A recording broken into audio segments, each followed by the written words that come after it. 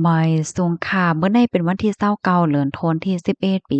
2025เป็นวันเสาร์ในตอนในเดือนเนาะพี่น้องเฮาค่ะมารับถอมด้วยข่าวงาวก้นจำใจตอนซานซูเจโกหนึ่งถุงยาปล่อยตัวออกมาเย้าวันไหนคะอ้อเมื่อวันที่28เดือนธันวาคมที่11ปี2025นั่นอยู่ที่ห้องการข่าวเอราวัตตีเลยออกมาเปิ้นเผาลาดว่าของสีซึกมาไล่ปล่อยตัวก้นตกคอการเมืองตั้งนำตั้งหลายเนี่ยค่ะ หนึ่งในนั้นก็ป้าอู้จ่อโต้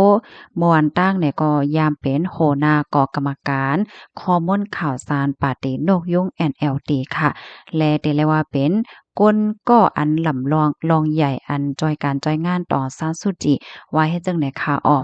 ในวันนั้นค่ะตีของอินเสียงอันมีว่าอยู่ที่เว้งหลวงตากงนั่นก็มีป่อแม่ปีน้องมาไปห่มจมรับตอนก้นตกคอกอัน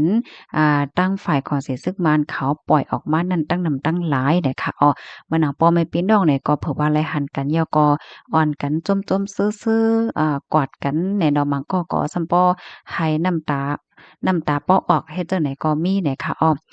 ตั้งฝ่ายผู้สื่อข่าวเขาเนี่ยค่ะเนาะก็คัดใจเดๆตองถามอันเป็นโอ้จอโต้ให้เนี่ยค่ะโอ้จอโต้เนี่ยก็ถูกย้ากุมขังแต่เมื่อปี2021ไว้หลังสิ ยึดอาณาอำนาจหวานเมืองเฮ็ดจังได๋ค่ะก็อยากเข้าในได้ก็เงิงค่ะเนาะเข้าในก็อำไลปันตั้งหันถึงสังเกี่ยวกับเลยลองเงาลายการวันการเมืองในยามเหลียวให้แหน่ค่ะก้วยเขาได้ก็ลาดว่าเขาในก็ติได้คัดใจให้แก่นแข็งมันกึ้มเสียวก็เฮ็ดสร้างนาการโฮมต่อซะสุดดีกว่าว่าไหนคะอ้อ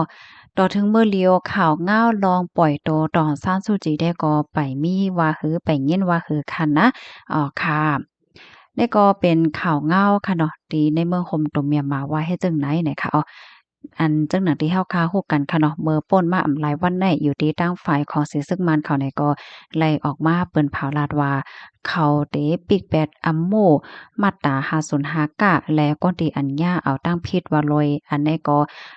เขาเนี่ยก็ได้ปล่อยปันเนี่ยเขาเลยมาเปิ้นเผาจึงนั้นเนี่ยค่ะเนาะมันเป็นเฮ็ดให้คะแนนดอไว้หลังเสียยึดอาณาอำนาจยาวเนี่ยก็มีคนออกมาในกลางใจศาลคาดว่าสวาเฮ็ดจังได๋ตั้งนำตั้งหลายให้เนี่ยค่ะนะเฮแลก้นตีอัน มาทัดสางมาตรงหนึ่งให้เหนียวก็ย่าเอาตั้งพิษย่าหมายว่าก้นๆแน่ๆมีไว้อัมโม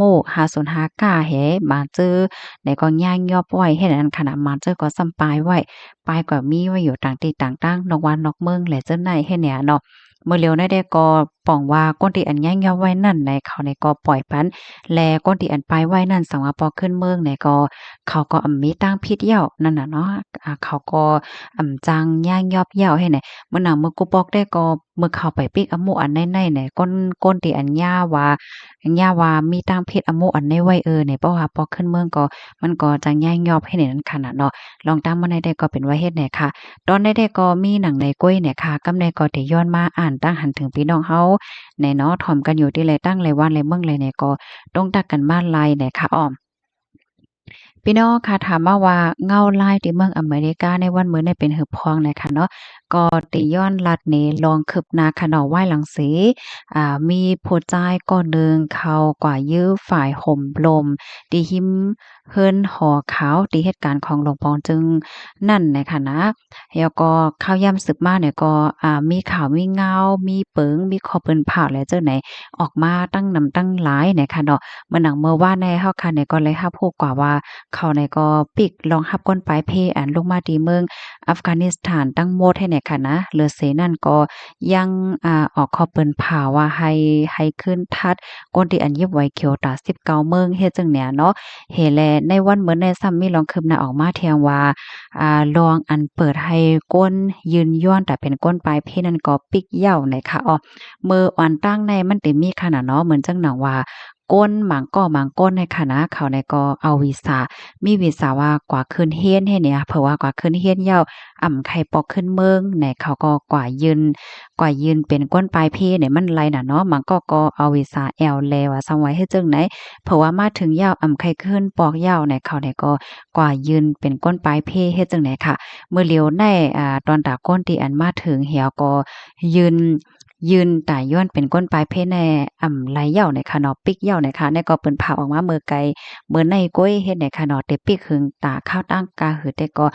ฮู้เหย้าในค่ะในเหย้าค่ะมีลองเคิมหน้าออกมาแทงจึงหนังในได้ค่ะเพราะว่ามีลองเคิมหน้าจังหือมาแทงในก็ได้เอามาสืบเปิ้นแผ่ปันพี่น้องเฮาค่ะกว่าเที่ยงในค่ะค่ะต้องตากันมาเลยเนาะถ่อมกันอยู่ดีไหลพองก้นเมืองเปิ้นในเปิ้นฮักก้นเมืองเปิ้นน่ะค่ะเนาะ ใจยาวคาเปิ้นฮักก้นเมืองยาวก็ไว้นักไว้กาขันแต้ๆเฮ็ดให้นั้นค่ะน่ะเนาะเพราะว่าเสก็เป็นทางกว่าเนี่ยก็มันก็เป็นข่าวใหญ่ข่าวลงกว่าจังหนังที่เฮายินกันได้ยาวได้ค่ะดอกเปิ้นไว้กาขันก้นเมืองแต้ๆว่าอันว่านั้นยาวค่ะ ค่ะถ่อมกันอยู่ติไหลตั้งไหลพองนำค่ำใส่ถ่อมอยู่เลยเนาะยินหลียินจ้มค่ะพี่น้องเฮามาแทงค่ะเนาะแม่ทรงถ่อมข่าวเงาอยู่ตาสีค่ะอยู่ที่เมืองแห่งไสฮับถ่อมอยู่ค่ะกัดหนายาวกัดยาวเนาะบ่นั้นกัดเหมือนกันยาวตีขาวใส่หมอหอมก็กัดยาวค่ะกัดยาวเหมือนกันก้อยกาตีแน่ๆกามหลีอันมันเพราะว่ามันกัดแห้งหนาไหนเปิ้นนี่ก็ได้เปิดอายอุ่นมาจังได๋ค่ะในป้อมนั้นได้มันได้กัดตานหือของผู้เยาว์ได้ค่ะเนาะค่ะ อยู่ที่ว่านให้เสถ่อมปันแห้งอยู่ค่ะยินจ้มค่ะที่ว่านให้ก็กัดเหย้าหน่อยค่ะดอกค่ะยินเลียนจ้มตีตรงตักมาหน่อยค่ะนะยกกอแทงตอนหนึ่งค่ะหน่อข้าวใส่หมอหอมไข่ย้อนป่องเลี้ยงปันพี่น้องๆเฮาคาไหนเกี่ยวกับเลยลองการที่เฮาคารับสื่อและเฮาคารับข่าวในค่ะนะเมื่ออ่อนตั้งแต่ก็คาเฮาเนี่ยก็ต้วยข่าวอยู่ก้อยกะว่าอำป้อไหลด้วยอีหังแต่ว่าเฮ็ดจังไหนนะเผื่อว่ามาอยู่ที่เมืองในเหย้าไหนก็เลยด้วยข่าวกูวันค่ะนะว่าตีเมืองในเปิ้นออกเปิงอีหังมาพองออกปอลสีหังมาพองออกข่าวอีหังมาพองเฮ็ดไหนค่ะนะอ่าข่าวไหนก็ข่าวเฮาไหนก็เลยติดตามในด้วยข่าวอยู่ตาสิเหมือนจังหนังข่าวลองวัดลองไว้อันออกมา2 3 4 5วันเนี่ยก็มาแฮ้งหน้าให้แหน่เนาะก็ไล่ตอนสวนอันหนึ่งใครย้อนมาเป็นแผ่บันพี่น้องค่ะว่าเพราะว่าเฮาคาถ่อมข่าวถ่อมเงาในคณะที่หนึ่งในเฮาค่ะก็โลกเข้าใจถ่อมที่อันเป็นตั้งการอำนั้นก็ถ่อมตีก้นก็ที่เฮาคาว่นว่าเฮาคาหยุ่มยำตั้มใจให้ในมันเตหลีเนี่ยค่ะก็เพราะว่าเฮาคามาด้วยเงาลายมือเหลียวในค่ะนะข่าวอันว่าในอันเต้มันในหมางปอกในมันออกมาในมันก็เป็นป้อดอนตอนหนึ่งแฮ่เนาะก้อยน่ะว่าก้นหมางก้อหมางก้นเนี่ยเขาก็กวาดตื้อควักตื้อหังให้เนี่ยมันเฮ็ดให้ก้นที่รับสื่อในบางก้อนให้ถึงขั้นที่ตกอกตกใจให้เนี่ยเนาะบางก็เพราะว่าเป็นตั้งเป็นโหดใจเนี่ยก็ตกใจแฮ้งหนักโกแห้งหนักให้เนี่ยเนาะเหมือนเจิงหนังตัวอย่างมันก้นที่เปิ้นเหมือนหนังก้นปลายเพให้เนี่ยเนาะเพราะว่าเปิ้น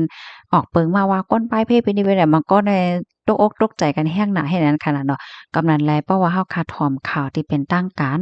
ในมันเต็ดจอยลดย่อมลองตกอกตกใจเฮาคาอีกหนึ่งให้เนี่ยเนาะ เฮ็ดแล้วเพราะว่าเฮาคาหันแม่นข่าวเงาหมังลองได้เฮาคาก็อย่าไปเกิ้งก้างโกเหี่ยวก็เกิ้งก้างตกใจให้เก็เกิ้งก้างไม่ใจแห้งเนี่ยค่ะนะก็ให้เลยวนว่ามันจะเลยว่ามีเฮาก็เหลียวก้อยเนี่ยค่ะเนาะตั้งเปิ้นตั้งเฮาเนี่ยให้วนเฮ็ดจังนั้นเนี่ยค่ะเฮ็ดแล้วเพราะว่าเฮาคามาต้วยแทงตีเมืองเฮาเฮ็ดไหนก็เหมือนกันค่ะนะบางป้อบางหลายแน่เพราะว่าเฮาขาดถ่อมบางก้อบางก้นบางจื้อลาดเนี่ยก็อร่อยเหมือนหางว่ามันหลีโกหลีหางหนาในก้อยหน้าว่าอันเต้ๆมันยาวบางป้อบางหลายเนี่ยก็เต้ๆคนในปื้นตีเพิ่นก็อยู่เกี่ยวม่วนซื่ออยู่หลีกินหวานเฮ็ดในอยู่เฮ็ดจังเนี่ยนะเหมือนหนังเมื่อพ้องป้อยปีใหม่ในเนี่ยค่ะเฮาเนี่ยก็เฮียนฮู้หันค่ะนะบางป้อบางหลายเพราะว่าเฮาถ่อม